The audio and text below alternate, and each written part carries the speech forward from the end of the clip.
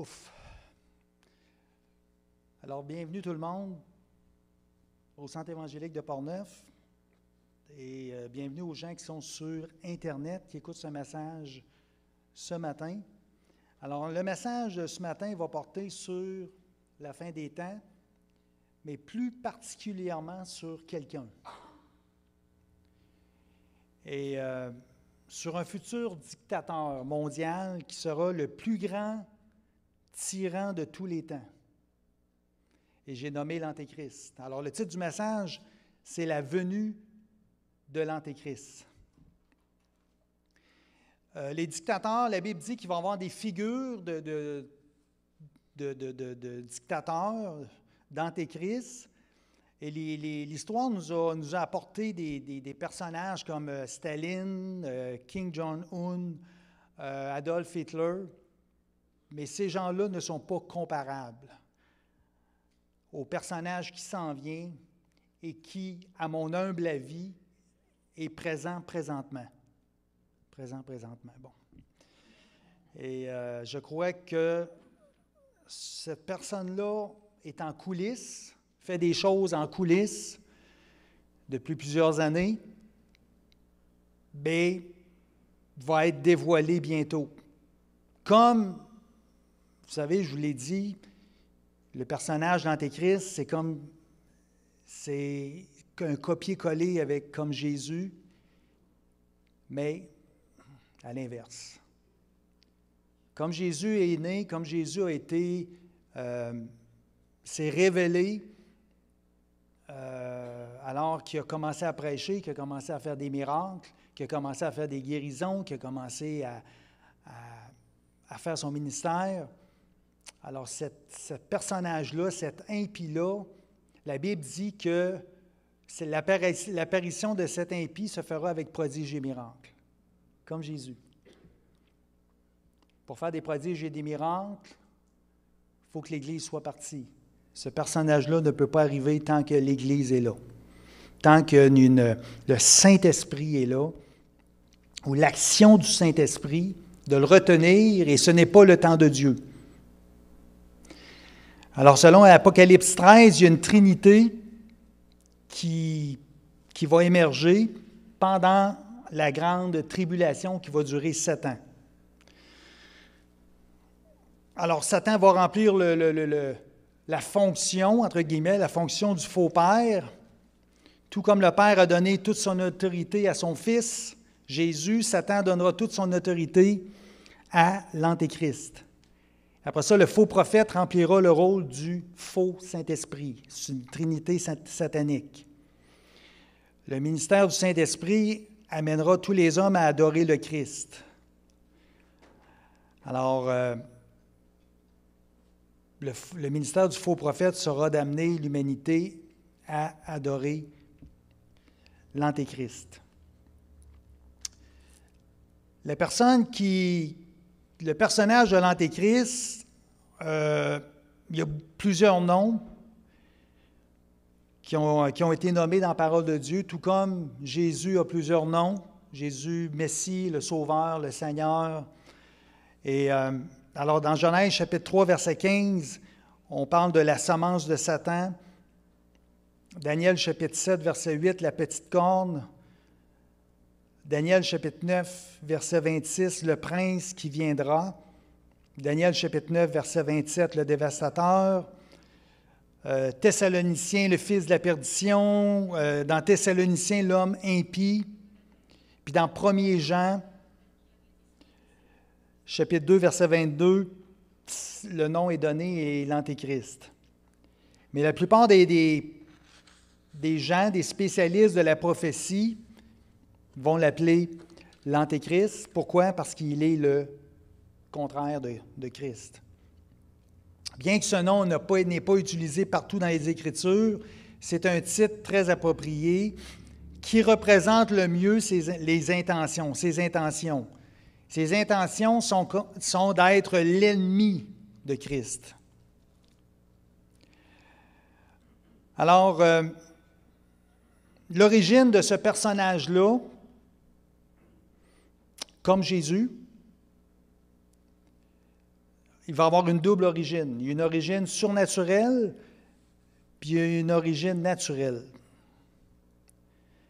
Une origine naturelle par la naissance virginale, tout comme Jésus. Alors, son origine surnaturelle, c'est mentionné dans Genèse chapitre 3, verset 15, alors qu'il est dit « Je mettrai inimitié entre toi et la femme, entre ta descendance et sa descendance, celle-ci t'écrasera la tête et tu lui écraseras le talon. » Alors, il y a beaucoup de choses dans ce verset-là, mais c'est une prophétie du Messie.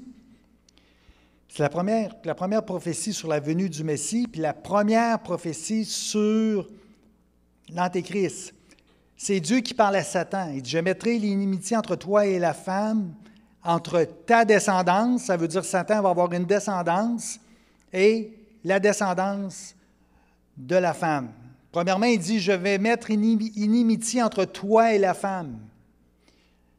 Alors, il y a quelque chose qui va se passer entre toi et la femme, et on le voit un peu plus loin dans Genèse, chapitre 6, quand Satan a voulu corrompre l'humanité, lorsque les hommes eurent commencé à se multiplier sur la face de la terre et que des filles leur furent nées, les fils de Dieu virent que les filles des hommes étaient belles, ils en prirent pour femmes parmi toutes celles qu'ils choisirent. Alors, qu'est-ce qui est arrivé? Et ce matin, je vais essayer d'être très simple, parce qu'il y a des gens qui ont plusieurs années dans le Seigneur, qui vont comprendre ça, qui vont dire oui, puis ils vont dire oui, ils vont me suivre. Mais il y en a d'autres qui vont moins me suivre parce que vous êtes plus nouveaux dans la foi, mais je vais faire ça le plus simple possible. Alors, qu'est-ce que Satan a voulu faire? C'est corrompre l'humanité avec sa semence. C'est pour ça qu'il dit, je vais mettre inimitié entre moi, c'est Dieu qui dit, entre toi et la femme. Alors, il y a des principautés, il y a des démons, on les appelle comme ça, qui ont descendu sur la terre, qui ont corrompu la semence. Puis un coup, tu corromps la semence, bien, c'est plus la semence de Dieu, c'est les enfants qui vont venir vont être la semence de Satan. Alors, c'est une impossibilité d'être sauvé. C'est pour ça que Dieu a... Puis là, je ne veux pas rentrer dans tout le détail, mais c'est pour ça que Dieu... Des fois, on dit, pourquoi Dieu a fait ça? Bien, écoutez, c'est comme à un moment donné, là, vous avez comment on appelle ça? Donc, on fait des gâteaux sur une chaîne, pas de montage, mais une chaîne de pâtisserie. Il y a des gâteaux, puis à un moment donné, bien, il y en a un qui est plus bon. Puis là, ça fait faire les autres qui sont plus bons également. Fait qu'à un moment donné, il faut que tu arrêtes ça, puis il faut que tu recommences. Ce n'est pas la meilleure image, mais c'est ça que je veux dire. Alors, qu'est-ce qui est arrivé? C'est que la semence, déjà là, il y a eu une confrontation, pas une confrontation, mais entre la femme et Satan. Je mettrai une inimitié. Alors, il y a une descendance de Satan, puis il y a une descendance de la femme. Alors, l'Antéchrist va venir de la descendance d'un être spirituel de Satan.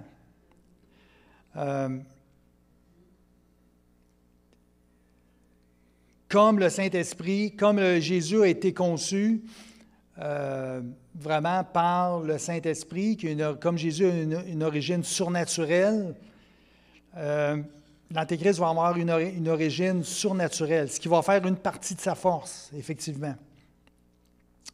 Puis comme Christ a une origine humaine, étant issu de la nation juive, c'est la même chose pour l'Antéchrist. Il va avoir une origine naturelle. Et la Bible dit qu'il va être issu de la nation païenne, romaine, dans Daniel chapitre 9, verset 26. Alors pourquoi? C'est pas que c'est compliqué, mais selon Daniel chapitre 9, verset 26, c'est que il va venir de la nation romaine parce qu'on parle de Jérusalem a été détruit par la nation romaine, ça veut dire une nation païenne. Et comme le chapitre 20, le verset 26 dit, le peuple d'un prince qui viendra détruira la ville. Alors, qu'est-ce qu'il voulait dire? C'est que les nations romaines, le peuple d'un prince qui est à venir, c'est l'Antéchrist, le peuple d'un prince qui viendra détruira la ville. Là, on parlait de la ville de Jérusalem. Alors, c'est pour ça qu'on fait référence On dit que l'Antéchrist va venir de la nation romaine. Il y en a qui disent que l'Antéchrist va être un Juif. C'est une théorie. Moi, je ne le crois pas. Peut-être un faux Juif avec des... Mais je ne crois pas que Dieu permettrait à la nation juive d'avoir un Antéchrist, alors que quand on regarde dans le livre de Daniel, il y a un personnage qui est dans le livre de Daniel qui est une figure d'un Antéchrist, puis qui vient justement d'une nation païenne. Alors, je crois sincèrement que l'Antéchrist va être un païen. Comment ce personnage-là va être révélé? Alors, le personnage de l'Antéchrist n'est pas révélé aux nations. L'identité de l'Antéchrist sera révélée à 2 seules occasions. Et c'est nous autres, c'est sûr, qu'on a tout le temps la révélation du Seigneur. La première révélation va se faire avant la tribulation, puis va s'adresser aux croyants. Puis la deuxième révélation va se faire au milieu de la tribulation pour les Juifs. Le passage clé, c'est 2 Thessaloniciens, chapitre 2, versets 1 à 3. « Nous vous le demandons, frères, en ce qui concerne l'avènement du Seigneur, Jésus-Christ, et notre rassemblement auprès de lui. Ne vous laissez pas promptement ébranler dans votre bon sens, ni alarmer par quelques inspirations, par quelques paroles ou par quelques lettres qui nous seraient attribuées, comme si le jour du Seigneur était déjà là. Que personne ne vous séduise d'aucune manière, car il faut qu'auparavant l'apostasie soit arrivée et que se révèle l'homme impie, le fils de la perdition. » Je vous mets dans le contexte de Thessaloniciens. Il y avait des faux docteurs qui étaient venus et qui disaient que les Thessaloniciens étaient présentement dans la tribulation. Et là, ils étaient paniqués parce que là, ils ont dit on a manqué l'enlèvement. Paul leur avait parlé de l'enlèvement. Puis on dit qu'est-ce qu'on fait? Puis là, l'apôtre Paul dit non, c'est pas correct, là. Vous n'êtes pas correct de ce que vous pouvez penser. Il dit que personne ne vous séduise d'aucune manière, car il faut que, premièrement, l'apostasie soit arrivée. Il faut qu'il y ait une apostasie, ce que l'on vit présentement. Et deuxièmement, que se révèle l'homme impie, le fils de perdition.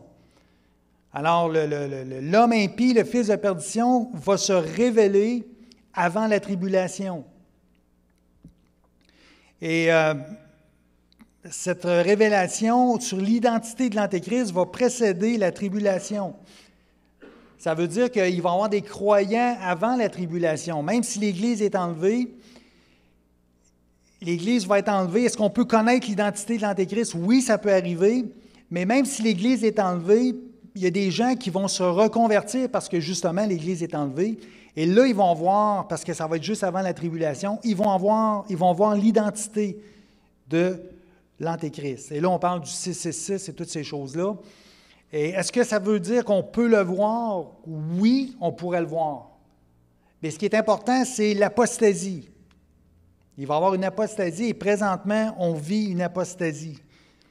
Alors, c'est certain qu'on est dans un temps, il reste la révélation de cet homme impie.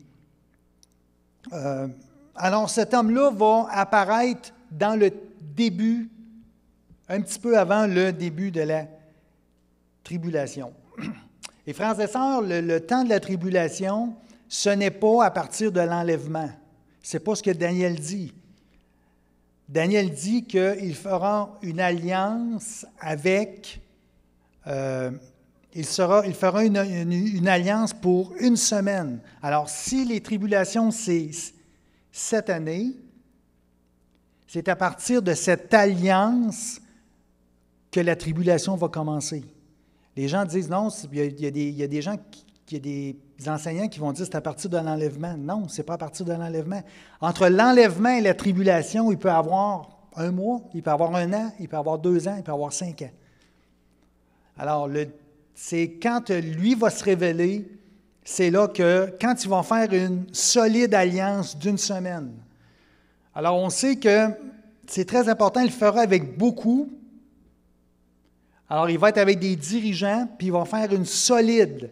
Dans le terme hébreu, c'est quelque chose de fort. Ça va être quelque chose de mondial. Alors, ce personnage-là, pour faire une alliance comme ça, il faut qu'il soit connu. Il faut qu'il ait été connu un petit peu une couple d'années avant. C'est pour ça qu'on peut peut-être le voir comme ça, ne sachant pas que c'est ce personnage-là. Parce qu'il ne peut pas arriver à faire une alliance comme ça du jour au lendemain. Alors, ça prend quelqu'un qui sait, même s'il a fait son jeu en coulisses, qui puisse être sur la scène internationale.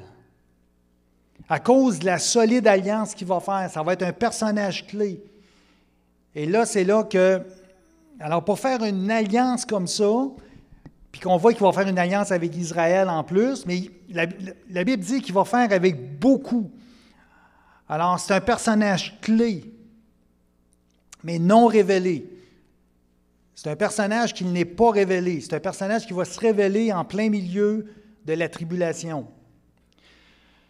Alors, il va faire une alliance d'une semaine, et ça, on voit ça dans le livre de Daniel. Je n'ai pas le temps de tout, puis ce n'est pas le but du message, mais on sait qu'il va faire une alliance d'une semaine, ce qui représente 7 années. Puis on voit aussi également quand, dans l'Apocalypse, au chapitre 6, verset 1, alors que la tribulation commence. Puis quand on regarde la tribulation, je fais un petit peu... vous allez voir des sceaux, des trompettes, puis des coupes. Alors, c'est une colère de Dieu, mais graduelle. Vous allez voir, plus qu'on avance dans l'Apocalypse, plus que Dieu ne veut pas immédiatement répandre ses coupes. Alors, au départ, c'est qu'il avertit l'humanité. Alors, c'est vraiment graduel, c'est progressif.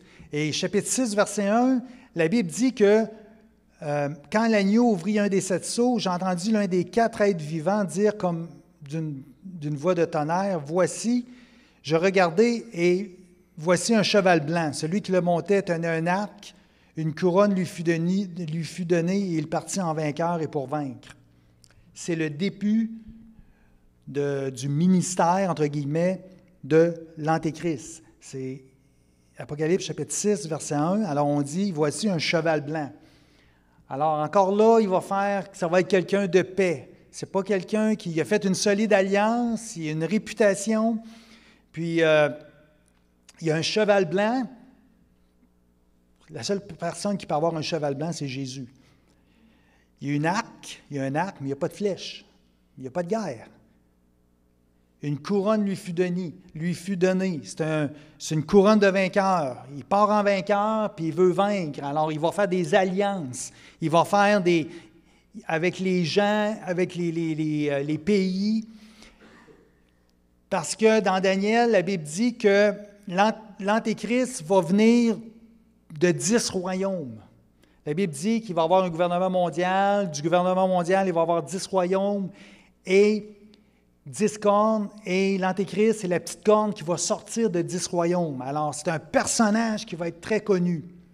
Mais tout ça pour dire qu'Apocalypse chapitre 6, verset 1, il commence à faire son ministère, pas son ministère, mais vraiment de faire de la politique sur la scène internationale.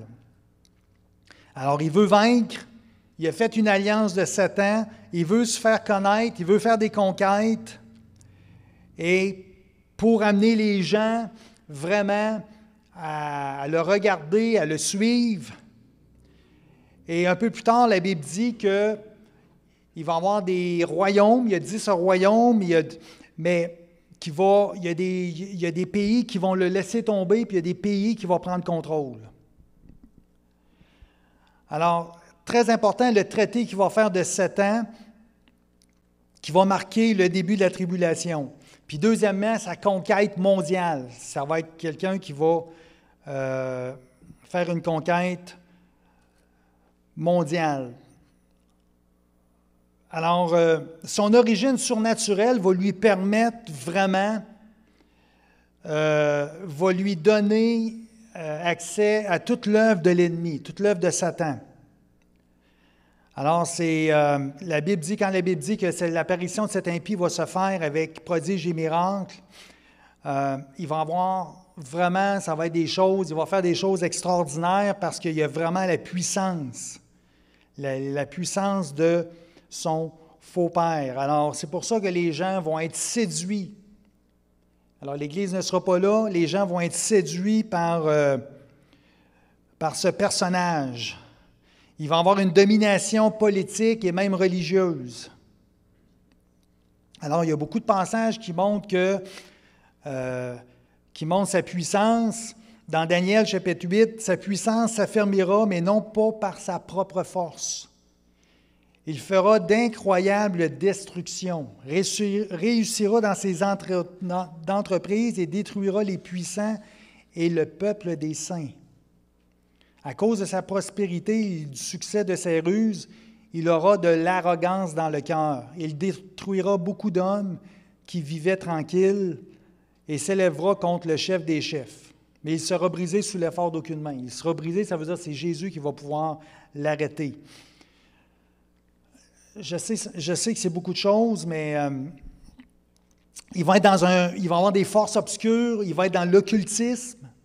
Sa religion est déjà en action, sa religion en ce moment, mais c'est sous ses secrets, c'est la franc-maçonnerie. Alors déjà là, il est à l'œuvre, déjà là, il y a des gens qui le suivent, il y a beaucoup de choses qu'on ne perçoit pas. Et avec l'intelligence artificielle que je vous ai parlé il y a plusieurs semaines, l'intelligence artificielle va vraiment être à l'œuvre dans le temps de la tribulation. C'est pour ça que quand je vous dis qu'à un moment donné, tout est connecté, vous vous connectez sur quelque chose, vous recevez un courriel sur un autre, pourquoi toutes ces connexions-là? Pourquoi avoir tout le temps un téléphone? Alors, c'est ça. Alors, ça va être tout connecté. On parle d'un ordinateur central mondial qu'on appelle présentement la bête, d'où que ça va, toute l'intelligence artificielle va être connectée. Et c'est mon opinion. Je pense que ce personnage-là va avoir peut-être une chip qui va pouvoir être sur lui, connecté à ce super ordinateur-là mondial. Alors, étant mi-homme, mi-dieu, il va avoir accès, comment, je ne sais pas, mais avec la technologie, c'est très facile.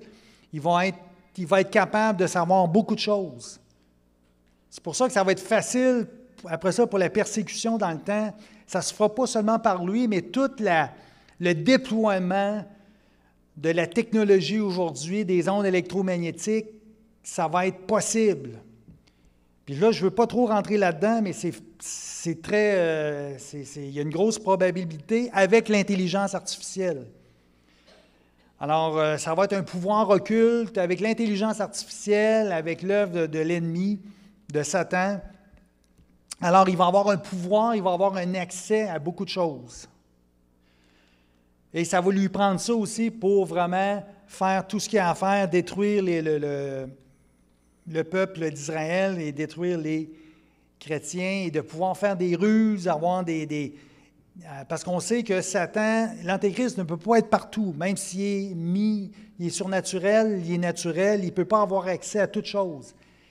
Mais c'est pour ça que présentement, il y a tout le déploiement de l'intelligence artificielle.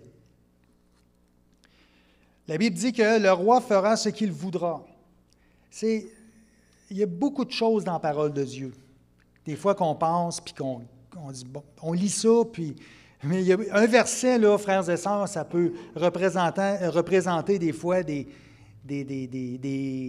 heures et des heures de méditation. Là. C'est extraordinaire. Le roi fera ce qu'il voudra.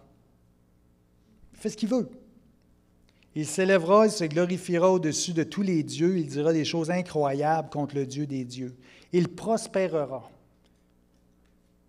jusqu'à ce que la colère soit consommée, car ce qui est résolu s'accomplira. Ça veut dire que c'est sûr que Jésus Dieu va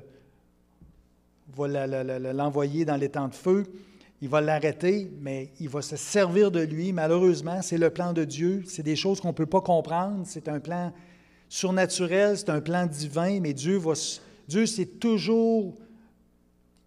a toujours pris quelqu'un, une armée, un dictateur, pour accomplir ses plans dans l'Ancien Testament. Alors, il y a beaucoup de choses qui est dit sur sur ce personnage-là. Puis honnêtement, je ne veux pas le glorifier ce matin. C'est pas tellement édifiant. Mais dans Éphésiens, c'est écrit de révéler les choses qui ne sont pas révélées, de vraiment les choses du diable. Alors, puis je reviendrai pas avec ce genre de prédication-là aussi dans les prochaines années, mais je voulais vraiment là, vous en parler ce matin. Alors, il y a l'ascension au pouvoir de l'Antéchrist qui est fondée sur sa relation avec l'univers satanique. Et il va être récompensé par des conquêtes. Il va s'emparer du contrôle politique et du contrôle religieux. Ce contrôle religieux, c'est très important parce que même si la religion, si on regarde dans le en Orient, en Asie, c'est très important. Alors, il ne peut pas avancer sans avoir les deux pouvoirs. Il faut absolument qu'il y ait un pouvoir religieux parce que, encore là, aujourd'hui, la religion, peut-être pas pour les Nord-Américains, mais dans beaucoup de places dans le monde, c'est très important. On voit les dirigeants, puis on voit les religieux en même temps. Alors, c'est très important.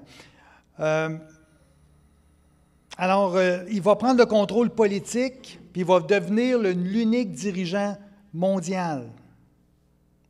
On est rendu un petit peu plus loin. Qu'est-ce qu'il va faire au milieu de la tribulation? C'est là qu'il va se révéler. Est-ce qu'il est révélé avant? Non.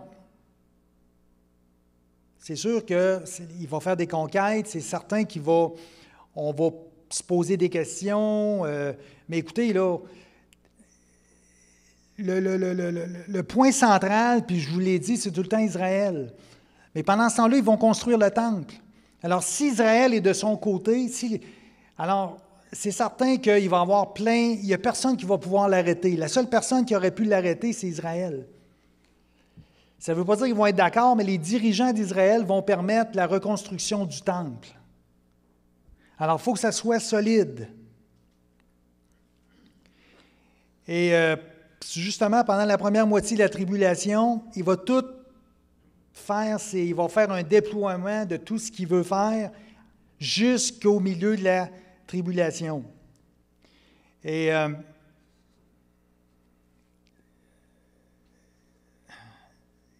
je vous ai parlé du système religieux. Il va y avoir un système religieux pendant le temps de l'Antéchrist. Vous savez qu'en ce moment, il y a des accords qui se font. En ce moment, il y a des accords qui se font entre la chrétienté, le judaïsme, puis l'islam. Ça s'appelle le Chrislam. Ça a été déployé, je pense, peut-être 1 an ou 2. Mais on est en train de faire un genre on veut interconnecter. Et de plus en plus, c'est pas une religion, mais ce sont des accords qu'ils veulent faire entre partis, entre pays. Et c'est commencé avec le Chrislam. Alors, pour unir justement les peuples, pour unir les pays. Alors, c'est en train de se faire avec l'autorisation du pape et des leaders religieux mondiaux, excusez-moi. Mais l'Antéchrist, qu'est-ce qu'ils vont faire? C'est que ce n'est pas sa religion. À partir du 3 ans et demi, c'est plus qu'un leader politique, c'est un leader religieux. Ce n'est pas un leader religieux, mais je veux dire, c'est lui qui va instaurer sa propre religion. Puis sa propre religion, bien, c'est de le vénérer. Et c'est déjà fait. Quand je vous ai parlé de la franc-maçonnerie, les francs-maçons de très haut niveau sont déjà dans la vénération, l'adoration, les œuvres sataniques. Alors oui, il va avoir un pouvoir politique, mais il va détruire le pouvoir religieux pour instaurer son propre pouvoir. Alors, pour instaurer un pouvoir religieux, il faut qu'il se débarrasse de qui? Premièrement, des chrétiens. C'est pour ça que les chrétiens, la Bible dit que ils vont avoir un témoignage de la part des chrétiens, mais la Bible dit, la bête qui monte de l'abîme leur fera la guerre, les vaincra et les tuera. Alors, c'est certain que la première chose qu'il va faire, c'est la guerre aux chrétiens. Il va faire la guerre aux 2 témoins. Il va y avoir 2 témoins qui vont proclamer l'Évangile. La Bible dit que ces témoins-là vont troubler le monde, mais il va les tuer. Et parce que lui, c'est une guerre contre Dieu. La Bible dit qu'il prononcera des paroles contre le Très-Haut. Il opprimera les saints du Très-Haut. Il espéra changer les temps, la loi, et les saints seront livrés entre ses mains pendant un temps, des temps et la moitié d'un temps. Ça veut dire que pendant 3 ans et demi, c'est là qu'il va y avoir vraiment une persécution sur les saints. Alors, pourquoi? Parce qu'il veut détruire la mémoire de l'humanité. La connaissance du vrai Dieu, c'est comme un disque dur d'un ordinateur. Tu veux tout enlever. Alors, lui, son but, c'est d'enlever toute trace. Il sait que l'Église est partie, mais il y a des gens qui vont être venus au Seigneur, et il va avoir un témoignage, il va avoir un témoignage des 2 témoins, et lui, son but, c'est d'effacer toutes les traces vraiment toutes les traces de Dieu, de la connaissance, et c'est pour ça qu'il va y avoir une persécution pour les chrétiens. Pendant toute son œuvre, la Bible dit qu'il va faire des conquêtes, et il y a un passage qui nous parle de sa mort et sa résurrection, un peu comme Jésus. C'est un passage qui a différentes opinions, mais on parle qui va partir en conquête, qui va être assassiné, qui va faire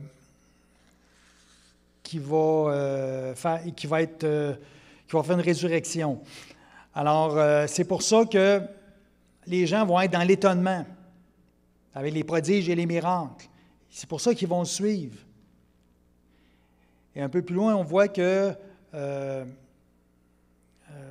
ils se prosternèrent devant le dragon, ils se prosternèrent devant la bête, et ils vont dire, qui est semblable à la bête et qui peut la combattre? Il va faire des prodiges, il va avoir quelque chose d'extraordinaire. Alors, la Bible dit Satan va lui avoir donné le pouvoir d'agir pendant 42 mois. Alors, le temps de l'Antéchrist, c'est 42 mois. Le temps de ce qu'il va infliger comme souffrance, de son règne, c'est 42 mois. Avant, c'est une conquête, il place ses pions, il place ses dés, et son temps qui va tromper le monde, ses activités démoniaques, entre guillemets, vont être pendant la 2e période de la tribulation. C'est pour ça on dit la tribulation, puis la grande tribulation. La grande tribulation, c'est les 3 ans, les 3 dernières années. Et c'est sûr que l'Antéchrist va se proclamer Dieu, puis il va réclamer l'adoration de tous les hommes. Et cela va amener à ce que la Bible parle de l'abomination de la désolation. Bon, qu'est-ce que c'est l'abomination de la désolation dans Daniel? C'est vous savez que quand le temple va être construit, Israël, les sacrifices vont reprendre. Les sacrifices vont reprendre dans le temple. Et en passant, ce n'est pas le temple de Dieu, c'est un faux temple. Dieu n'a pas donné son autorisation à ce temple-là. C'est un temple d'hommes. La Bible dit qu'il va arrêter les sacrifices. Puis, comme je vous ai dit, le point central, c'est Jérusalem. Son but, c'est de détruire le peuple juif. Alors, il va se rendre dans le temple, et qu'est-ce qu'il va faire? C'est qu'il va faire arrêter les sacrifices. Il va faire interrompre le sacrifice perpétuel. Et qu'est-ce qu'il va faire? C'est qu'il va s'asseoir dans le temple. C'est pour ça que Jésus dit, quand vous verrez l'abomination et la désolation, dans Matthieu 24, Jésus parle de ça aux Juifs. C'est la seule façon pour qu'ils comprennent. Quand vous allez voir ça, il dit, dont a parlé le prophète Daniel, établi dans le lieu saint, que le lecteur fasse attention alors que ceux qui sont en Judée fuient dans les montagnes. Dans le lieu saint. Alors, qu'est-ce qu'il va faire l'Antéchrist? Il va s'en aller dans le temple, il va aller dans le lieu très saint. Le lieu très saint, c'est l'endroit que les Juifs, vous savez, le lieu très saint, c'est la présence de Dieu est dans le lieu très saint. Alors, c'est là qu'il va aller, il va aller dans le lieu très saint pour vraiment, qu'il va faire, il va interrompre le service et il va faire quelque chose d'abominable, prendre la place de Dieu.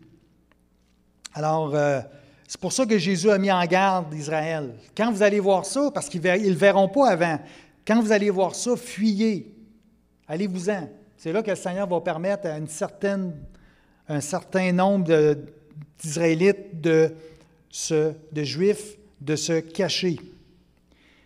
Et c'est pour ça qu'après ça, dans l'Apocalypse, on voit que l'apôtre Jean va mesurer le temple. Puis la Bible dit que pendant 42 mois, le temple va être donné aux nations. Ça veut dire qu'il n'y a plus rien qui va se faire dans ce temple-là. Les premières 3 années, où ça va être le sacrifice qui va avoir lieu, mais après ça, c'est terminé, c'est donné aux nations. Alors, il va être aidé également du faux prophète. Je vous ai parlé de le système religieux.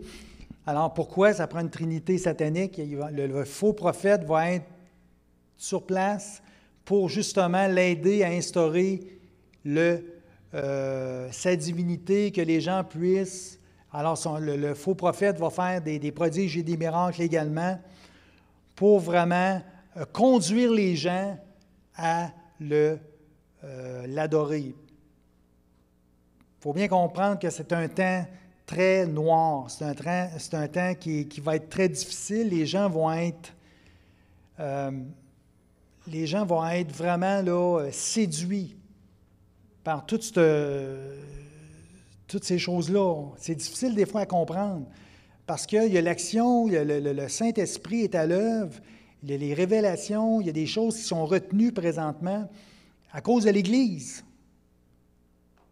Écoutez, l'œuvre de l'Église, c'est extraordinaire. Ce que vous faites, c'est extraordinaire.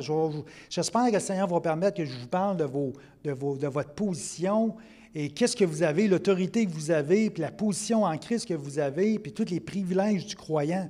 C'est extraordinaire. Je peux vous dire que vous pouvez sortir d'ici après la réunion, puis pas la tête à terre, mais la tête, et dire merci Seigneur, parce que vous avez une position extraordinaire. Vous retenez ce qui est en train d'arriver, là. Parce que Dieu dit, non, c'est à cause des élus. Dieu attend à cause des élus. Alors, c'est excessivement important, votre présence ici, le temps de louange, je fais un parallèle, le temps de louange qu'on a eu, le Saint-Esprit qui est à l'œuvre, qui fait des choses extraordinaires. On pense que le Saint-Esprit va faire seulement des choses dans l'Église, mais non, c'est le Saint-Esprit par ce qu'on voit, le Saint-Esprit est à l'œuvre dans vos pensées, dans vos prières de telle personne. Vous priez pour telle personne, vous priez pour une autre personne. C'est extraordinaire. C'est que nous autres, on est là-dedans. Puis on dit, coudonc, mais ce n'est pas des choses que dans le temps de la tribulation, ça va être vraiment l'humanité laissée à elle-même. Ça ne sera pas facile. Et Jésus en a parlé. Jésus il a dit aux Juifs, faites attention. Ça va être un temps qui va être très difficile. Alors, l'Antéchrist va s'emparer du temple juif, puis il va s'emparer de la présence de Dieu. Il va établir son trône dans le lieu des saints, dans le sanctuaire. Il ne peut pas rester là. Alors, qu'est-ce qu'il va faire? C'est que le faux prophète va mettre une image dans le lieu très saint. Puis aujourd'hui, avec l'intelligence artificielle, avec tout ce qui se passe, vous savez que présentement, et je ne sais pas si c'est à l'œuvre, je ne sais pas s'ils vont le faire, avec des hologrammes, on est rendu là, on est capable de le faire. Vous pouvez avoir une projection dans le ciel. Puis, exemple, Pepsi Cola peut mettre une publicité dans le ciel avec des hologrammes. On voit le logo de Pepsi et avec des choses, puis partout sur toute la Terre. Ils sont capables de le faire. On me dit que ça s'en vient, je ne sais pas si, mais ça va être quelque chose en ce moment qui ont la capacité de faire. Alors, le faux prophète va prendre toute la technologie pour que le monde entier voit cette image-là.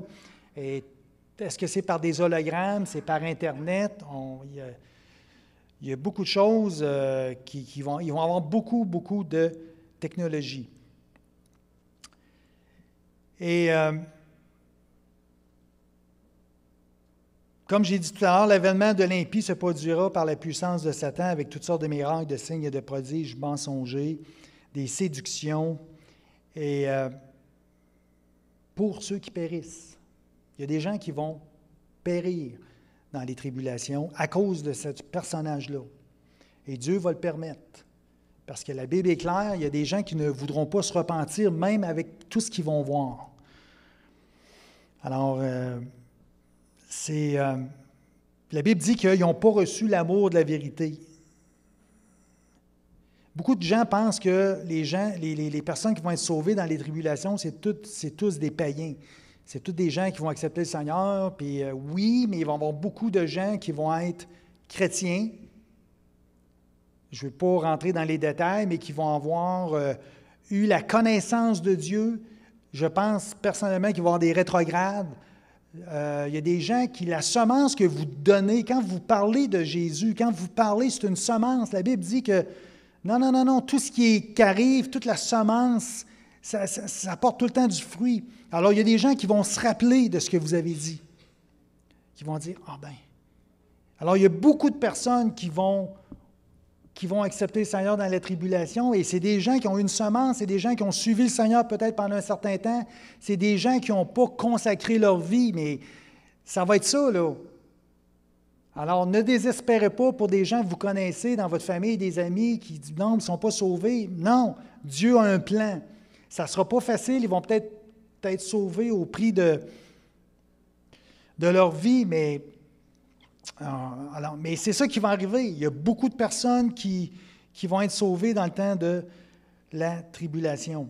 Et Dieu se sert justement de ce personnage-là pour toucher ces gens-là. Parce que ces gens-là, le cœur était difficile et ils n'ont pas... parce qu'il y a deux genres de personnes. Dieu est clair dans Thessaloniciens, il dit que ils n'ont pas reçu l'amour de la vérité pour être sauvés. Alors Dieu leur envoie une puissance d'égarement. C'est Dieu lui-même qui a envoyé une puissance d'égarement à une certaine catégorie de personnes pendant les tribulations. Ils ne pourront pas revenir. Alors, j'ai parlé aussi que pendant que l'Antéchrist va faire son œuvre, il y a des gens qui vont prêcher, les 144 000 Juifs qui vont être prêchés, qui vont essayer de le contrer. C'est des Juifs que Dieu va 12 000 de chaque tribu, et qui vont aller, qui vont évangéliser. Mais la plupart des gens vont croire à sa divinité, vont croire dans ce personnage-là. Et encore, il va y avoir des gens qui vont être séduits par le faux prophète. Ils vont être deux. Tout comme aujourd'hui, le Saint-Esprit convainc de péché, de justice, de jugement, le faux prophète va convaincre les personnes qui vont être là de croire et de croire à l'Antéchrist. Et je suis rendu où? Alors, j'ai dit que tout à l'heure qu'il y avait une image de l'Antéchrist. OK, on continue. Qu'est-ce qu'il va faire l'Antéchrist? Je sais que c'est lourd ce matin, mais on va passer à travers. Puis vous pouvez regarder la prédication sur YouTube. Vous pouvez venir me voir si vous avez des questions, vous avez des interrogations. Vous pouvez aller voir aussi le pasteur. Vous pouvez aller voir les leaders ici, les anciens qui ont c'est des choses qu'ils savent. Alors, vous pouvez, il y a des gens ressources je ne veux pas que ça soit trop lourd, mais je dois le faire dans une prédication. Alors, qu'est-ce qu'il va faire pour être certain? Bien, c'est la marque de la bête. Alors, ben oui, ceux qui sont chrétiens aujourd'hui, on reçoit le sceau du Saint-Esprit. Ils vont faire la même chose. C'est la même affaire. Ça va être son sceau. C'est la marque de la bête. Dans Apocalypse, chapitre 13, elle fait que tous, les petits et les grands, les riches et les pauvres, les hommes libres et esclaves, reçoivent une marque sur la main droite ou sur leur front, et que nul ne puisse acheter ni vendre sans avoir la marque, le nom de la bête ou le chiffre de son nom. C'est ici la sagesse. Puis là, on parle du chiffre 666. Alors, ça va être pour être certain qu'il contrôle tout le monde, il va avoir une marque. Et il y a plusieurs années, c'était difficile à comprendre toutes ces choses-là, mais nous autres, on a vécu la pandémie qu'on a vécue. Vous vous rappelez, le passeport vaccinal?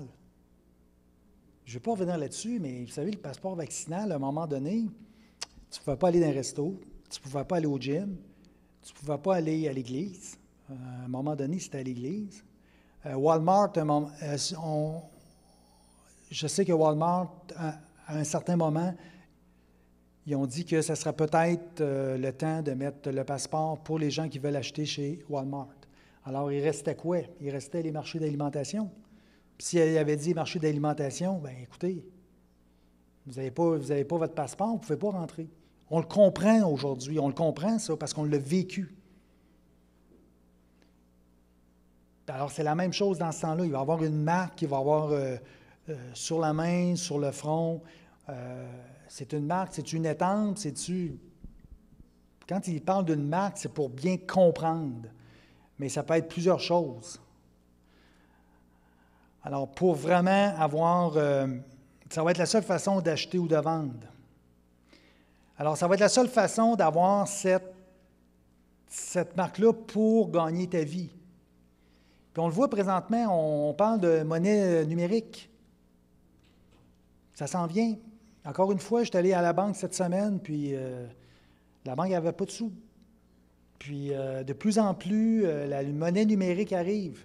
Alors même si vous avez 10 000 $ dans vos poches, si ça n'a aucune valeur, on le voit aujourd'hui parce que les autorités, les politiciens en parlent, les compagnies, les mondes de la finance en parlent. Alors c'est une étape. Puis beaucoup de personnes peut-être ici vont payer avec votre téléphone. Alors, il y a des gens, je vois les gens quand je vais acheter des produits, n'importe où, les gens arrivent avec leur téléphone, puis ils passent leur téléphone. Puis il y a même des gens qui n'ont plus d'argent sur eux autres, puis ils n'ont plus de carte. Ils ont un téléphone. On le voit, là.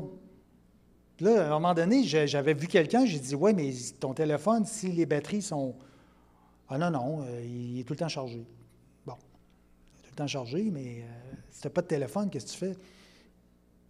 Tu ne penses pas de le charger. Mais on le voit, ça. Alors, c'est pour ça qu'aujourd'hui, on est dans un temps extraordinaire d'une certaine façon.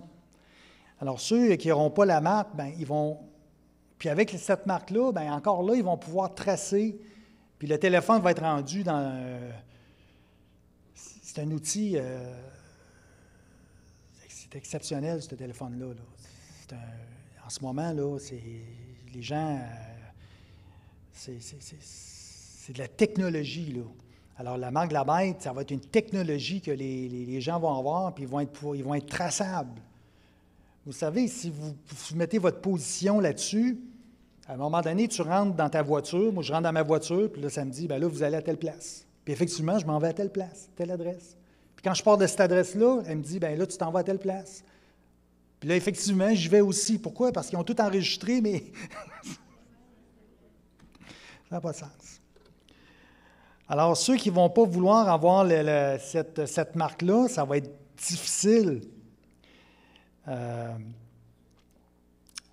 Mais il va y avoir des anges. Il va y avoir des anges. Les meilleures personnes, pas les meilleurs êtres qu'on peut avoir pour l'évangélisation dans ce temps-là, il n'en restera pas beaucoup de monde qui vont évangéliser, ça va être les anges. Puis les anges le disent, ne prends pas cette marque-là. Ne prends pas ça.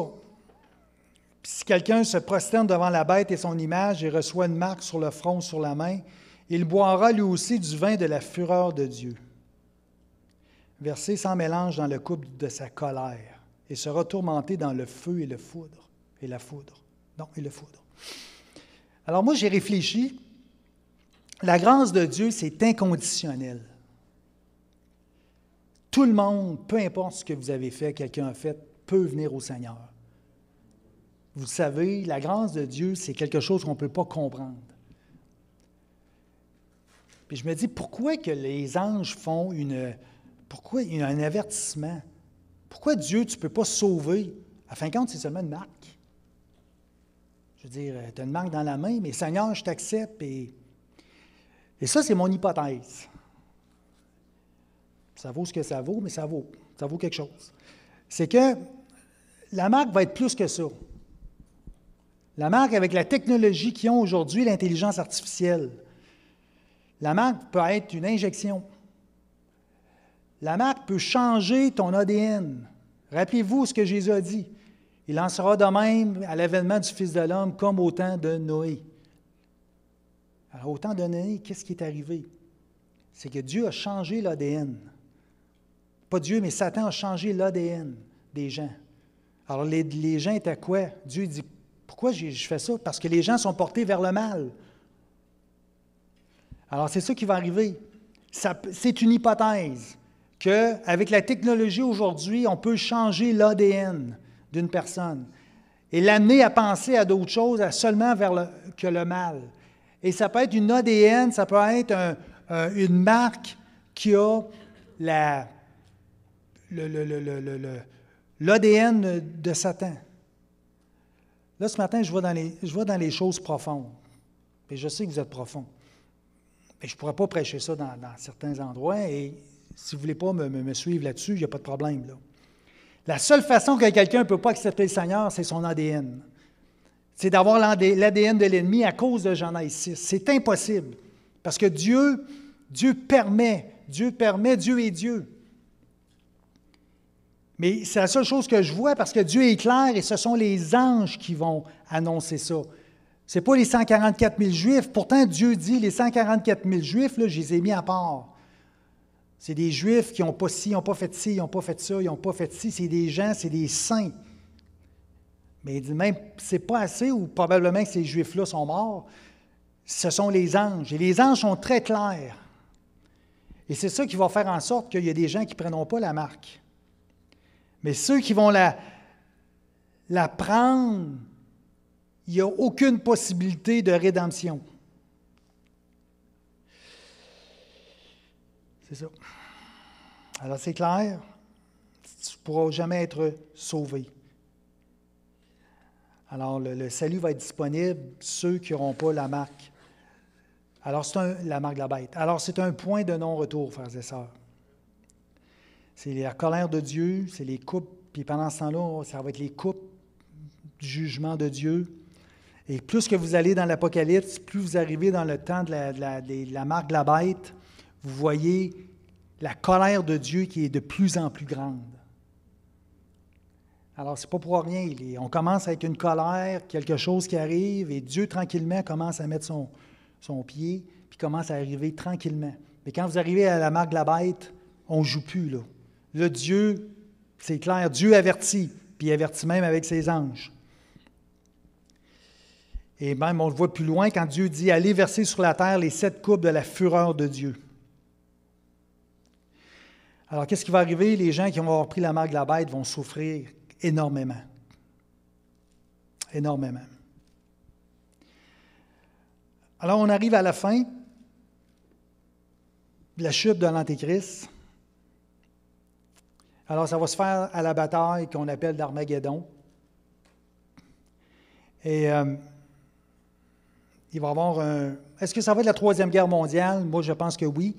Alors, tous les pays vont se mettre ensemble avec des séducteurs, d'une séduction de l'Antéchrist. Ils vont se mettre ensemble. Puis, ils vont attaquer Jérusalem, ils vont attaquer le peuple juif. Parce que vous savez, le but, c'est quoi? C'est d'arrêter les Juifs, c'est de tuer les Juifs. Parce qu'en tuant les Juifs, Jésus ne revient pas. Jésus revient pour les Juifs. Alors, c'est là qu'il va tout avoir cette bataille-là, Armageddon. Et on parle des esprits impurs, semblables à des grenouilles, qui vont vers les rois de la terre, qui vont les séduire et les rassembler. Alors, c'est pour ça que l'Antéchrist va dire, c'est ma dernière chance, c'est là que j'attaque pour exterminer tous les Juifs. Mais c'est le sort de l'Antéchrist, ça va être justement la bataille d'Armageddon, parce que c'est là que les Juifs vont être coincés puis vont crier à Dieu. Et c'est là que le Seigneur Jésus va revenir. La Bible dit qu'il va dans Zacharie, qu'il va mettre le pied sur la montagne des Oliviers. Et c'est là que les Juifs vont le supplier, et qu'ils vont l'accepter, qu'ils vont pleurer. Ça va être une repentance nationale. Alors se révélera l'impie que le Seigneur Jésus détruira par le souffle de sa bouche et qu'il écrasera par l'éclat de son avènement. Tellement qu'ils vont avoir de dommages, puis Jésus arrive, puis il fait ça de même. Toc! Puis là, je dis, Seigneur, pourquoi il ne l'a pas fait avant? C'est tellement facile.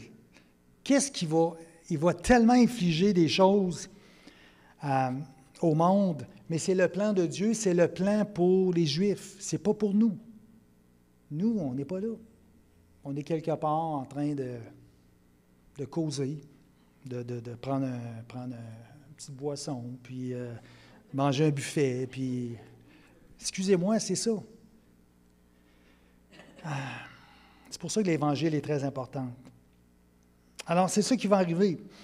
Et si vous regardez, alors, ça va être la deuxième fois l'Antéchrist va mourir.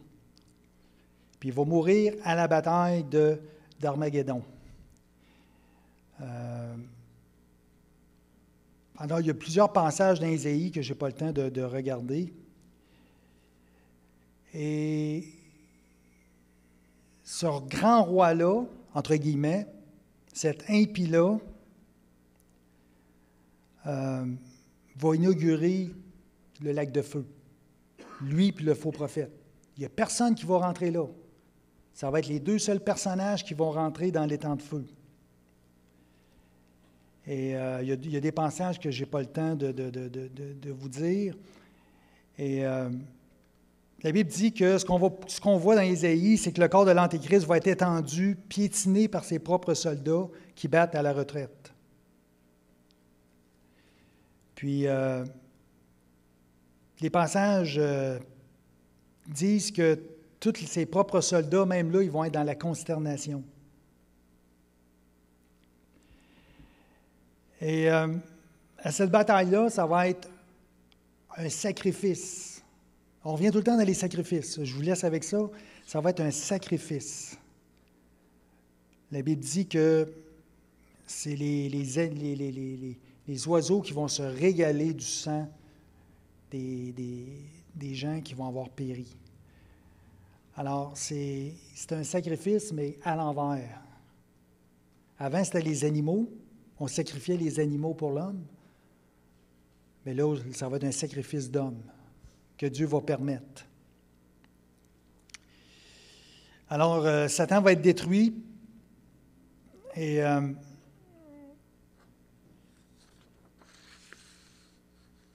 qu'est-ce qui va arriver? Alors,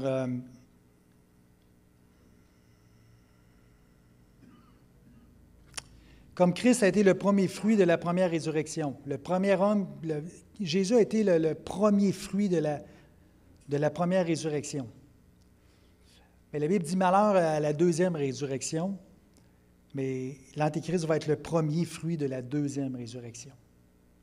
Parce que la Bible dit que les gens qui vont à la lecture de l'Apocalypse, c'est que oui, il va être piétiné, il va être mort, mais il va revenir à la vie pour la deuxième résurrection, comme les gens dans le monde vont revenir à la vie, ceux qui sont destinés au lac de feu, à l'étang de feu. Alors, l'Antéchrist va être le premier fruit de la deuxième résurrection. Quand Jésus va venir sur la terre, quand Jésus va arriver, il va mettre le pied sur la montagne des Oliviers, il va être avec ses saints, il va être avec l'Église. Et la Bible est claire, l'Antéchrist et le faux prophète, tous les deux furent jetés vivants dans l'étang de feu où brûle le soufre. Alors, c'est là que le temps de tribulation va se terminer avec la destruction de cet homme, du faux prophète. Et c'est là qu'on va arriver dans un nouveau temps, le temps du millénium. Et là, c'est complètement un nouveau temps, quelque chose de nouveau pour les 1000 ans avec le règne de Jésus sur la terre. Jésus doit reprendre son règne sur la terre. Il ne l'a pas eu. Il va le prendre pour 1000 ans. Alors, à un moment donné, on en parlera. Ça va être extraordinaire, qu'est-ce qui va se passer. Et on va avoir ça vaut la peine vraiment.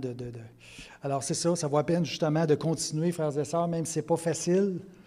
Même si cette prédication-là n'est pas facile. Mais pour comprendre vraiment qu'est-ce qui va se passer, qu'est-ce qui s'en vient.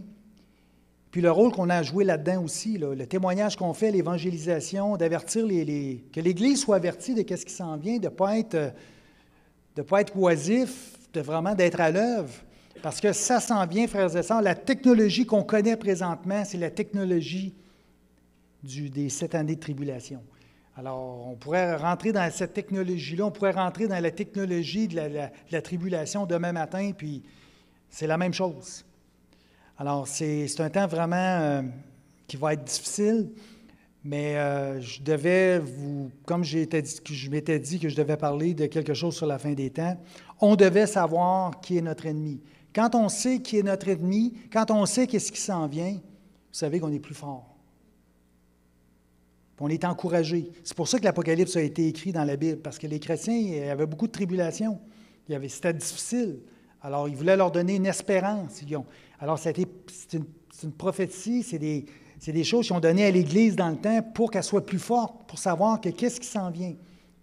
Que Dieu va rendre les œuvres, Dieu va rendre les choses, va rendre les œuvres pour les œuvres, et Dieu va faire justice. Alors, c'est ça pour le rôle de l'Antéchrist dans le temps de la tribulation. Amen. Merci Seigneur de ta parole. Merci Seigneur pour vraiment la révélation qu'on a, Seigneur. On a entendu dans le temps de louange ce matin, Seigneur, la révélation que tu nous donnes, Seigneur. Comment que ces choses-là sont profondes, ces choses-là sont importantes, et tu nous l'as révélé, Seigneur, tu ne le révèles pas, tu ne la révèles pas aux nations, Seigneur. C'est des révélations pour ton peuple, Seigneur Dieu. C'est quelque chose de difficile, mais Seigneur, aide-nous par ton Saint-Esprit à vraiment être capable de faire avec toutes ces révélations-là, tout ce qui s'en vient, Seigneur. On ne comprend pas toutes choses. Il y a des gens qu'on va laisser mais on te donne ça, Seigneur. Ta grâce est infinie, ton omniscience, Seigneur, tout ce que tu peux faire, Seigneur Dieu. Et la seule chose que le Seigneur nous a dit, que Jésus nous a dit, c'est veiller et prier. Alors, c'est ce qu'on veut faire, Seigneur, conduit par le Saint-Esprit. On veut veiller, Seigneur Dieu. On veut se rattacher à toi, Seigneur. On va être de plus en plus porté vers la sanctification. On veut prier de plus en plus, Seigneur. On veut laisser plus les choses du monde, éternel Dieu. Puis honnêtement, Seigneur, on veut être enlevé. On veut être enlevé avant que les troubles de Jacob arrivent. On veut vraiment être dans ta présence, Seigneur. On a hâte de ton retour, Seigneur. On a hâte d'avoir l'époux, Seigneur. On a hâte de notre union avec toi, Seigneur Dieu. Alors, donne-nous cette force spirituelle, Seigneur. Conduis-nous par ton Saint-Esprit pour le temps qui reste, Seigneur, d'être persévérant dans ce qu'on fait, Seigneur Dieu, de venir à l'Église, Seigneur, de faire les œuvres qu'on a à faire, Seigneur, de témoigner de plus en plus, Seigneur Dieu, de prier, Seigneur, de nous envoyer quelque chose de frais, Seigneur Dieu, afin qu'on puisse traverser les temps qui s'en viennent, parce qu'il va peut-être avoir des temps quand même difficile, même avant l'enlèvement, Seigneur Dieu.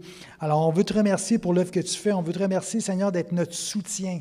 On a besoin que tu sois là, Seigneur. On a besoin justement que tu puisses nous relever, nous faire avancer de plus en plus, Seigneur, vers un témoignage, vers la sainteté, Seigneur Dieu, et de se rapprocher de plus en plus de toi, Seigneur.